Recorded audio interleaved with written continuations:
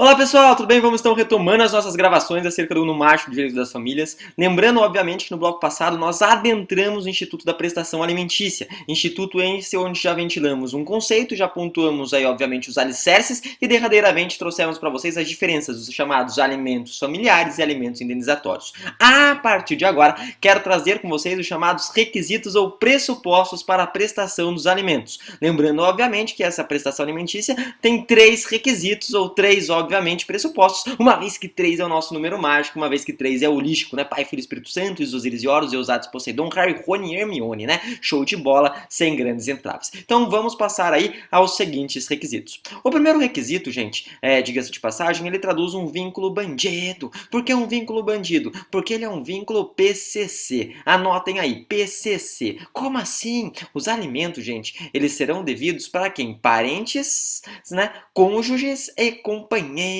PCC, parentes, cônjuges e companheiros, né? Em outras palavras, é um vínculo bandido. E por demais, devemos observar também o chamado binômio, aquele binômio que todos já ouviram falar, binômio necessidade e possibilidade. Então esses seriam os segundo e terceiro requisitos, né? Vínculo PCC, parentes, cônjuge e companheiro, binômio, né? Necessidade e possibilidade. Necessidade do alimentando, né? E possibilidade do alimentante, né? Lembre-se sempre, quando termina em ante, é aquele que está realizando alguma coisa. Atacante é aquele que ataca, né? Gerente é aquele que vem a gerir. Presidente é aquele, obviamente, que vem a presidir. Em outras palavras, alimentante é aquele que presta os alimentos, alimentando quem recebe. Então, necessidade do alimentando e, obviamente, né, podemos falar assim, a possibilidade do alimentante. Gente, diga-se de passagem, quero observar uma coisa. O quê?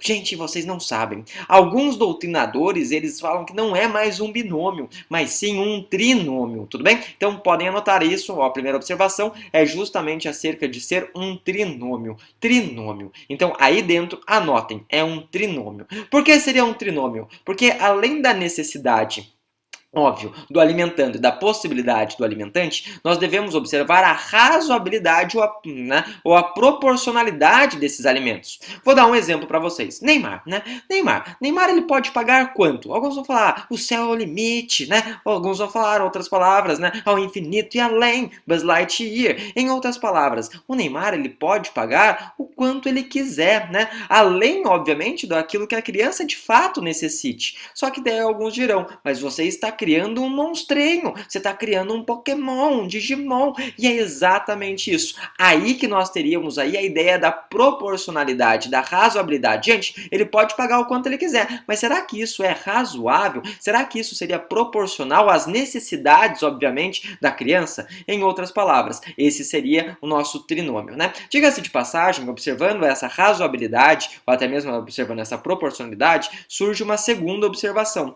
Ah, e notem, quem que fala dessa razoabilidade, proporcionalidade? Vários doutrinadores odiernos, né? E não só doutrinadores, vários jurisconsultos, até mesmo várias decisões dos tribunais já têm compreendido a proposta do trinômio. Mas como doutrinador, podemos falar tanto de Paulo Lobo quanto de Maria Berenice Dias, né? Segunda observação que eu quero trazer com vocês, ainda, né, relacionada a essa ideia da proporcionalidade ou razoabilidade. Gente, você pode pagar alimentos para ex-cônjuges, né? Você pode pagar alimentos, então, para ex-companheiros? Sim, pode. Só que esse pagamento feito para ex-cônjuge e ex-companheiro é um alimento, né, pago de maneira excepcional. Excepcional no sentido, tipo assim, nossa, é do caramba. Não, no sentido de exceção, né? Ou seja, nós não pagaremos, assim, esses alimentos como regra, é excepcional. E não só isso, é um pagamento realizado de maneira transitória. Em outras palavras, toda vez que nós falamos, então, de prestação alimentícia, devemos observar que os alimentos podem ser pagos para os filhos, quanto para ex-cônjuge e ex-companheiro. Para os filhos, veremos, né? Até os 18 anos, né? Tem alguns detalhezinhos aqui e tudo mais, né? Decisões dos tribunais, né? Tá lá, 24, né? Veremos isso adiante. E para ex-cônjuge e ex-companheiro, você paga?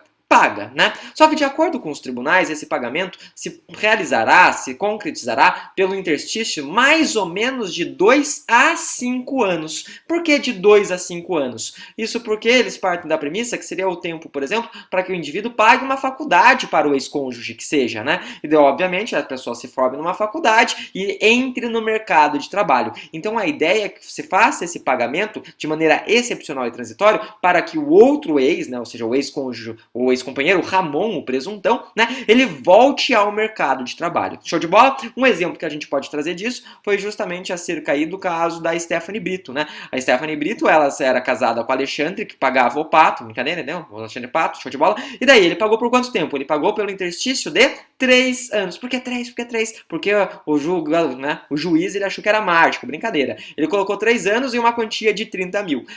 Alguns falaram assim, mas nossa, 30 mil, prof? Será que ela necessitava desses 30 mil? A questão não era nem essa, gente. A questão era a seguinte. Ela abandonou aqui, obviamente, seu trabalho na Globo, né? Ela recebia na época esse salário da Globo, lembrando, obviamente, que ela era a Bruna Marquezine, se bem que a Bruna Marquezine também não tá mais na Globo, né? Mas ela era a Marina Rui Barbosa das gerações passadas, ou seja, ela era aquela que tinha o maior potencial aí de se tornar uma grande atriz, né? E a partir desse momento que ela se casou, então, obviamente, ela se separa, volta pra cá. Eles falaram, olha, Alexandre, você vai pagar essa quantia, esses 30 mil para ela, até que ela volte, se reinsira no mercado de trabalho. Eu pergunto para vocês, ela voltou a fazer novela? Sim, ela voltou a fazer novela. Muitas pessoas não sabiam disso. Eu perguntarei ainda, na Globo? Na Globo, gente. Só que ela nunca chegou a ser uma ponta, né? Ou seja, a atriz principal. Ela era sempre tipo aqueles figurantes que passavam atrás. E ela saiu da Globo e está hoje atuando na Record. Olha que loucura, né? Então, em outras palavras, pagou o cachê que ela receberia normalmente durante esse prazo de 30 anos, para ver se ela se solidificava de novo como uma das principais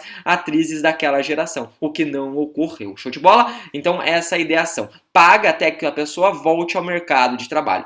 Notem, é óbvio, né, que tudo isso vai depender sempre da situação do caso em concreto. Por quê? Porque eu tenho um caso, vamos supor assim, que, enfim, o indivíduo está com seus 85 anos e tem, na verdade, uma mulher de 80. Daí eles decidem se separar. A mulher nunca trabalhou, né?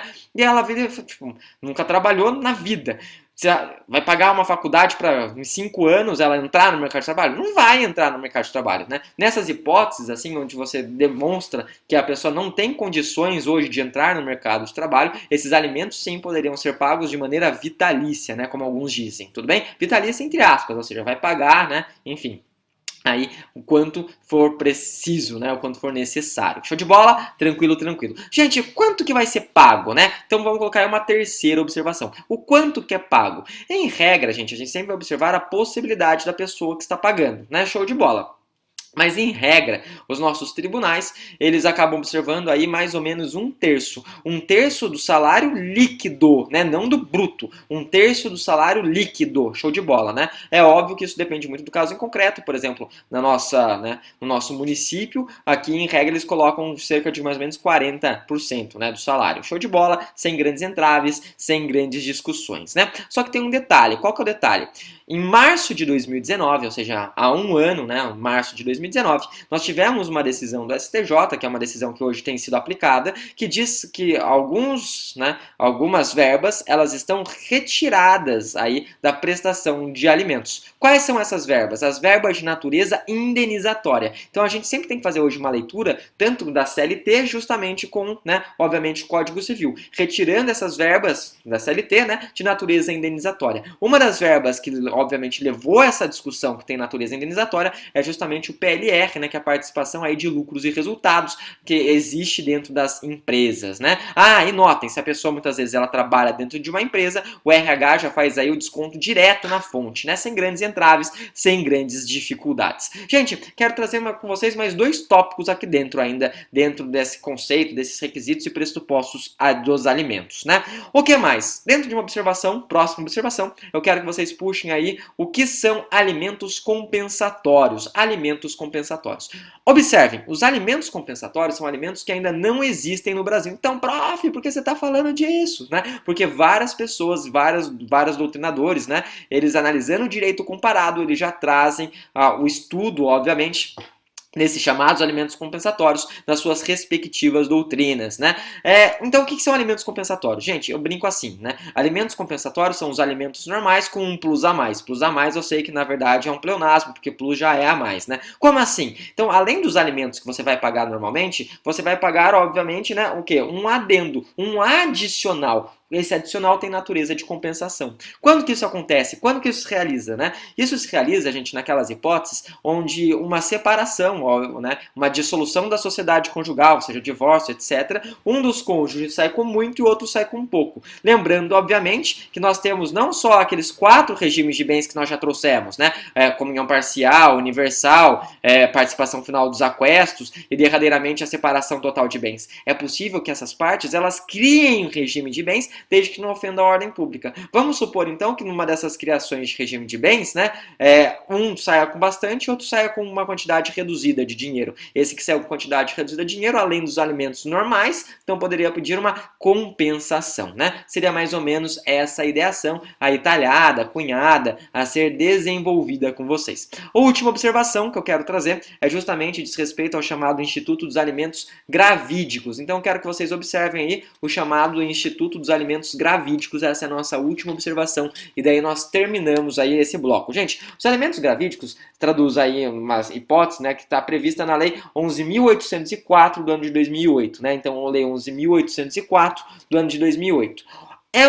São alimentos, em verdade, né, dirigidos, destinados, alguns compreendem que é o nascituro. Nascituro, se a gente for adotar uma teoria da personalidade, né, que a gente pode falar da concepção ou até mesmo da personalidade, né, enfim, da teoria, enfim, que a gente pode falar da personalidade condicionada, né, só a teoria natalista que não entende que o nascituro teria direitos, mas é o prevalecente, então o nascituro tendo direito aí à prestação de alimentos, né, show de bola. Para quem que você paga esses alimentos? De acordo com a lei, eu acho chocante essa lei, né, ela fala assim, esses alimentos são pagos à mulher grávida, ou seja, se o nome da lei é alimentos gravídicos, a gente já sabe que a lei é paga para mulher grávida. E a parte mais legal da lei, ela na verdade, ela vai estabelecer quem é a mulher grávida. Ela fala assim, da concepção até o parto. Acho sensacional essa passagem explicando quem é a mulher grávida da concepção até o parto. Gente, o que abarcam esses alimentos? Esses alimentos, eles abarcam os alimentos normais, né? E alimentos especiais. Por quê? Porque muitas vezes durante a gestação, a mulher ela vai necessitar aí, né, de uma maior atenção com relação à sua parte alimentícia. Então, além dos alimentos normais, alimentos especiais.